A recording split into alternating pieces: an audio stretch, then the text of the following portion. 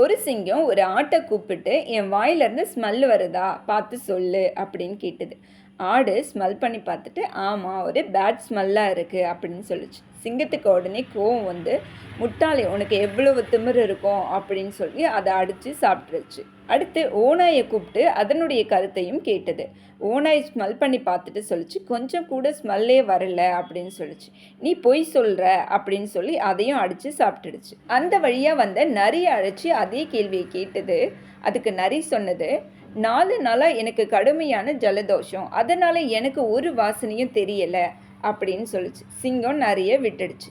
இதிலிருந்து நாம் என்ன தெரிஞ்சுக்கிறோம்னா, புத்திசாலிகள் ஆபத்து காலத்தில் வாயை திறக்க மாட்டார்கள். புத்திசாலிகள் செய்யும் மிக சிறந்த காரியங்கள் தேவையற்ற கேள்விகளுக்கு பதில் அளிக்காமல் இருப்பது, காலத்தை உணர்ந்து பதில் கூறுவது.